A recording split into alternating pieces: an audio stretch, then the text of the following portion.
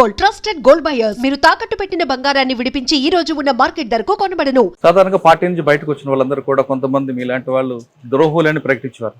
మరి ఇప్పుడు మీకు కూడా సతీష్ దాదా ద్రోహి అని ఎవరైనా అంటే ఉంటారు? మీరు అనండి, చెప్తారు. తెలంగాణ ప్రజలే జవాబు చెప్తారు. ఓపికగా ఉన్నాం, మేము సహనంగా ఉన్నాం. మొదటిసారి అన్నింటికీ జవాబు చెప్పినాం. అదే జవాబును మళ్ళీ చూసుకోండి. మేము స్టార్టింగ్లో నేను రాగానే ఏదైతే మాట్లాడినో ఓపికగా ఉన్నాం. తర్వాత మా మీద ద్రోహులు అని చెప్పినప్పుడు మా సహచరులే, వాళ్ళ కమిట్మెంట్ ఏంటనేటువంటిది మాకు తెలుసు. వాళ్ళని ఇప్పటికి కూడా రెస్పెక్ట్ అంటే గౌరవిస్తూ ఉన్నాం. కలిసి పనిచేసినటువంటి వాళ్ళు మాట్లాడాలి. ఇప్పుడు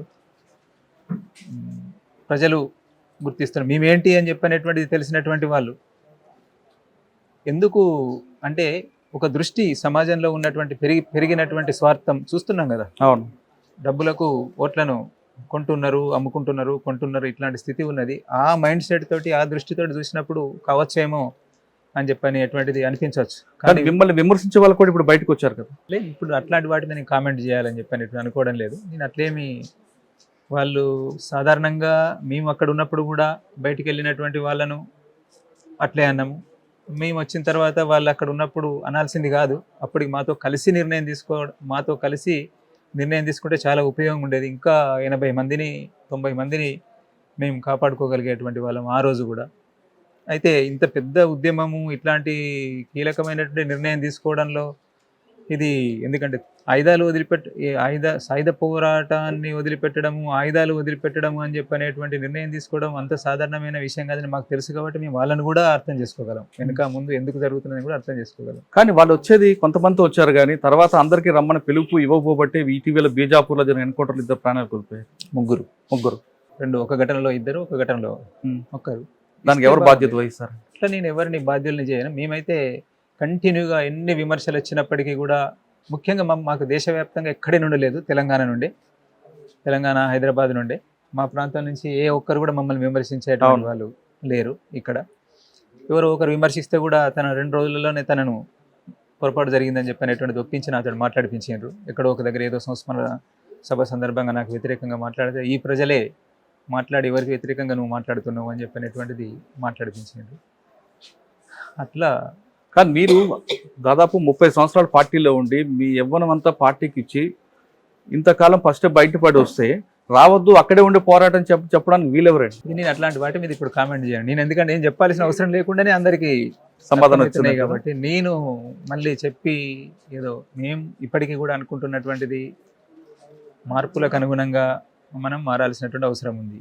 ప్రతికూలతల మధ్యనే ఉన్నాము, సమస్యలే ఎదుర్కొంటున్నాము. దీంట్లో కూడా ఏదో చిన్న దారి అనేటువంటిది ఒకటి కనిపిస్తూ ఉంటుంది. ఆ చిన్న దారిని పట్టుకొని అందరం కలిసి ఇప్పటికైనా కానీ ఆ నిబద్ధత ఉన్నటువంటి వాళ్ళమే మనందరం. మాకు తెలుసు, మా అందరికి ఒకరికొకరికి మేము అర్థం చేసుకున్నటువంటి వాళ్ళమే. నేనేంటనేటువంటిది వాళ్ళకి తెలుసు, వాళ్ళేంటని చెప్పనేటువంటిది నాకు ఉండొచ్చు. నాకు సంబంధించిన కొన్ని పరిమితులు ఉండొచ్చు. వాళ్ళు అన్నారు కదా ఏదో మితవాదం అని చెప్పి, నాకు కొన్ని పరిమితులు అనేటువంటి వాళ్ళు చూస్తుండొచ్చు, దాన్ని మితవాదంగా చూస్తుండొచ్చు.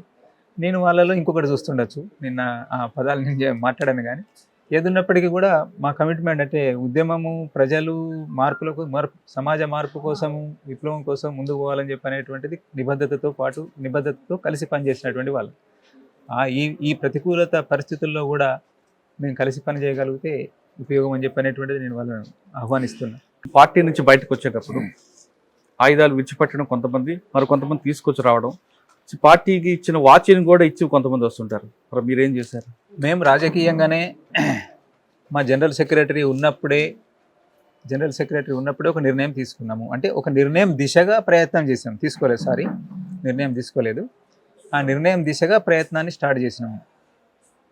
అది నేను గైడెన్స్ అని చెప్పానంటే నన్ను విమర్శిస్తున్నారు. సరే, కానీ ముందుకు పోవడం కోసం, సమస్యను పరిష్కరించడం కోసం, దారుల కోసం వెతుకుతున్నటువంటి క్రమంలో జనరల్ సెక్రటరీ లాంటి వాళ్ళే ఈ నిర్ణయాన్ని కూడా తీసుకోవచ్చు, మనం సాహసించవచ్చు అనేటువంటి దారి చూపెట్టినప్పుడు ముందుకు పోవడం కోసం దారి కనబడ్డది.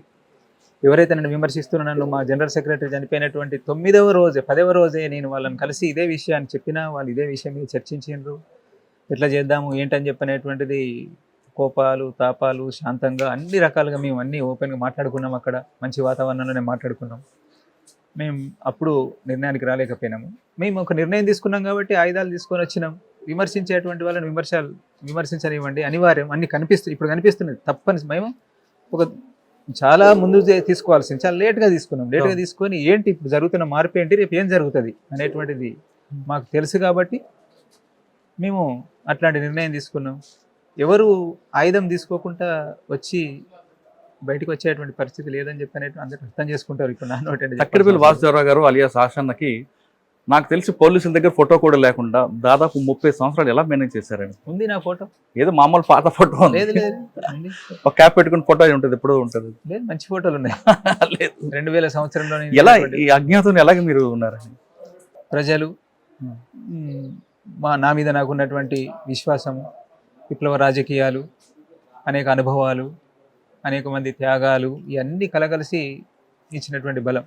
బయటకు వచ్చినప్పుడు వీళ్ళందరిని అడవిని విడిచిపెట్టి వస్తున్నప్పుడు ఏమనిపించింది? చాలా చెప్పలేనటువంటి ఆవేదన అనేటువంటిది. అక్కడ ఉద్యమ ఆ ప్రజలు మిమ్మల్ని చాలా కాలం కాపాడారు కదా, కాపాడారు, ప్రతి సందర్భంలో కాపాడారు. చివరికి కూడా వెళ్ళొద్దని చెప్పనేటువంటిది కూడా అంటే వీళ్ళు పోతే మా పరిస్థితి ఏంటిది, ఒక పెద్ద దిక్కు ఈ ఉద్యమం. నేను అనేటిగా వ్యక్తిగా నేను చెప్పడం లేదు, ఈ ఉద్యమం పోతే ఎట్లా, ఈ సాయుధ పోరాటము, సాయుధంగా ఉండి గ్రామాలు, ప్రభుత్వాలు, ప్రజలే అక్కడ అన్ని సమస్యలు పరిష్కరించుకోవడం, ఇదంతా చేసినటువంటి ఇదే లేకుంటే రేపు ఏమైపోతుంది, రేపు మన భవిష్యత్ ఏంటిది అని చెప్పనేటువంటి ఆందోళన పడుతున్న ప్రజలంతా వచ్చి రాత్రంతా వెంట ఉండి చర్చిస్తూ ఉండడము, ఆ ప్రజలను వదిలిపెట్టి రావడం. వాళ్ళే వీడ్కోలు చెప్పారు మీకు? చెప్పారు. మీరు ఇటీవల కాలంలో ఛత్తీస్గఢ్ మంత్రులను, ముఖ్యమంత్రులను కలిశారు కాబట్టి అసలు ఆదివాసులు ఎదుర్కొంటే సమస్య ఏంటి, దాని పరిష్కారం ఏంటి అని మీరు ఏమైనా సూచించారా? లేదు, అట్లాంటి మేము మామూలుగా ఒక పరిస్థితిలో ఉన్నాం. అంటే ఒక ప్రక్రియలో భాగంగా మేము బయటకు వచ్చిన తర్వాత ప్రభుత్వాలు లేదా పోలీస్ డిపార్ట్మెంటు వాళ్ళ ప్రక్రియ అనేటువంటి సిస్టమ్ ఒకటి ఉంది. ఆ సిస్టంలో భాగంగా ఉన్నటువంటి సమయంలో మాకు అసెంబ్లీ చూడడం కోసం అవకాశం కల్పించారు. అంతే, మమ్మల్ని ఆహ్వానించారు, అసెంబ్లీ చూసి వచ్చినాం అంతే తప్ప మేము అక్కడికి ఏదో విషయాలు ప్రభుత్వం ముందు పెట్టడం కోసం కానీ అట్లా పోలేదు. మేము పెట్టేటువంటి డిమాండ్స్ కొన్ని ముందు పెట్టినాము, ఆ తర్వాత ఉన్నాయి అవి. సార్, మీరు గుర్తించిన సమస్యలు ఏంటండి? ఉన్నాయి, ప్రజలకు సంబంధించినటువంటి సమస్యలే. అక్కడికి సమస్య అంటే ఒకరికి అట్రాక్టర్లు, అడవులను రెక్కడం అవేనా, ఇంకా వేరే? అవును, ప్రజలకు సంబంధించిన సమస్యలే ముఖ్యమైనటువంటి సమస్యలు.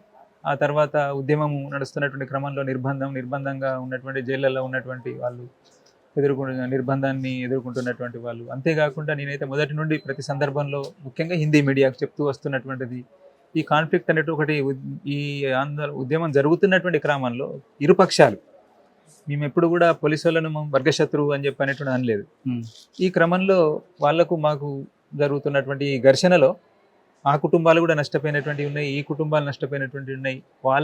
వీళ్ళను అందరినీ కూడా ప్రభుత్వం పట్టించుకోవాలి, నష్టపోయిన కుటుంబాలను అని చెప్పనేటువంటిదే నేను ముందు పెట్టుతూ వస్తున్నా. దానికోసం మేము సాధ్యమైనంత మేరకు ఉన్న అవకాశాలన్నింటినీ ఉపయోగించుకొని తప్పకుండా ప్రయత్నం